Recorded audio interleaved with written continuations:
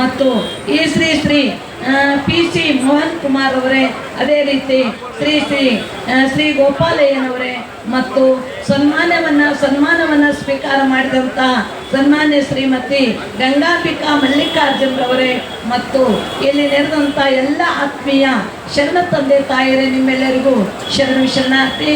ನಿಜಕ್ಕೂ ಮನಸ್ಸಿಗೆ ಬಹಳ ಸಂತೋಷ, ಆನಂದ ಅನ್ನಿಸ್ತಾ ಇದೆ. ಸಿದ್ದರಾಮೇಶ್ವರ್ ಹೇಳ್ತಾ ಇದ್ದಾರೆ, ಪಾವನವಾದೇನು ಬಸವಣ್ಣ ನಿನ್ನ ಪಾವನ ಮೂರ್ತಿಯ ಕಂಡು.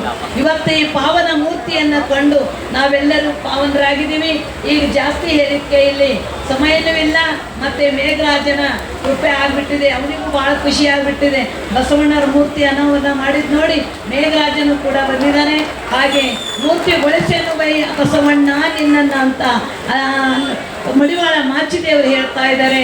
ಹಾಗೆ ಬಸವಣ್ಣನವರ ಭವ್ಯವಾದ ದಿವ್ಯವಾದ ಮೂರ್ತಿಯನ್ನು ಒಳ್ಳೆ ಸರ್ಕಲ್ನಲ್ಲಿ ವೈಶಿಷ್ಟ್ಯಪೂರ್ಣವಾಗಿ ಎಲ್ಲಿನೂ ಕೂಡ ಈ ಥರ ಅನಾವರಣ ಆಗಿದ್ದು, ಈ ಒಂದು ಸ್ಟೇಜನ್ನು ಮಾಡಿದ್ದು ನಾವು ನೋಡಿಲ್ಲ.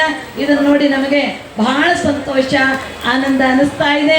ಈ ಒಂದು ಅನಾವರಣದಲ್ಲಿ ಭಾಗಿಯಾಗಿದ್ದೆ ನಮ್ಮೆಲ್ಲರ ಪುಣ್ಯ, ನಮ್ಮೆಲ್ಲರ ಭಾಗ್ಯ ಅಂತ ಕೂಡ ಅನ್ನಿಸ್ತಾ ಇದೆ. ಮೂರ್ತಿ ಬೇಕು, ಯಾಕೆ ಅಂದರೆ ಗುರು ಬಸವಣ್ಣನವ್ರ ಬಗ್ಗೆ ಸಿದ್ದರಾಮೇಶ್ವರ ಹೇಳ್ತಾ ಇದ್ದಾರೆ, ಮೂರ್ತಿಯನ್ನು ಮಾಡಲೇಬೇಕು. ನಿನ್ನ ಪೂಜೆಯನ್ನು ಮಾಡಬೇಕಾದ್ರೆ ಮೂರ್ತಿ ಬೇಕು, ನಿನ್ನ ಧ್ಯಾನ ಮಾಡಬೇಕಾದ್ರೆ ಮೂರ್ತಿ ಬೇಕು ಅನ್ನುವ ಮಾತನ್ನು ಸಿದ್ದರಾಮೇಶ್ವರ ಹೇಳ್ತಾ ಇದ್ದಾರೆ. ಮತ್ತು ಸ್ಮಾರಕಗಳಿದ್ದಾಗ ಮಾತ್ರ ವ್ಯಾಪಕ ಪ್ರಚಾರ ಆಗಲಿಕ್ಕೆ ಸಾಧ್ಯ ಉಂಟು.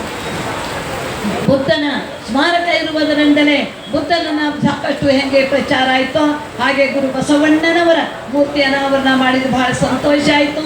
ಕಲ್ಯಾಣ ಪಟ್ಟಣದಲ್ಲಿ ಗುರು ಬಸವಣ್ಣನವರ 108 ಅಡಿ ಎತ್ತರದ ಮೂರ್ತಿಯನ್ನು ಮಾಡಿದ ಮೇಲೆ ಅದು ಒಂದು ಬಹಳ ವೈಶಿಷ್ಟ್ಯಪೂರ್ಣವಾಗಿ ಅಲ್ಲೊಂದು ಕಳೆ ಬಂದವರೆಲ್ಲ ಆ ಮೂರ್ತಿಯನ್ನು ನೋಡಿ ಎಷ್ಟು ಸಂತೋಷ ಪಡ್ತಾ ಇದ್ದಾರೆ. ಇನ್ನೊಂದು ಮಾತು ಹೇಳಕ್ಕೆ ಪ್ರಯತ್ನ ಮಾಡ್ತೀನಿ ಶರಣ ಬಂಧುಗಳೇ. ಇದೇ ಬೃಹತ್ ನಗರವಾದಂಥ ಬೆಂಗಳೂರು ನಗರದಲ್ಲಿಯೇ ಏನೆಂದರೆ ಕುಂಬಳಗೋಡ ಹತ್ರ ಗುರು ಬಸವಣ್ಣನವರ ಮೂರ್ತಿಯನ್ನು 112 ಅಡಿಯ ಮೂರ್ತಿಯನ್ನು ನಾವು ಪ್ರತಿಷ್ಠಾಪನೆ ಮಾಡ್ತಾ ಇದ್ದೀವಿ. ಅದನ್ನು ಮುಂದಿನ ವರ್ಷ ಉದ್ಘಾಟನೆ ಮಾಡಬೇಕು ಅಂತ ಅಂದ್ಕೊಂಡಿದ್ದೀವಿ.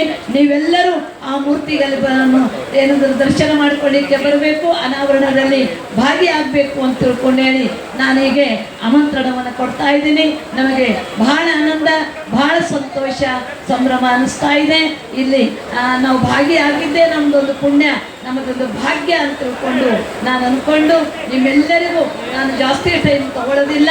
ನಿಮ್ಮೆಲ್ಲರಿಗೂ ಶರಣನ್ನು ಹೇಳಿ ನನ್ನ 2 ಮಾತುಗಳನ್ನು ಮುಕ್ತಾಯ ಮಾಡ್ತಾ ಇದ್ದೀನಿ.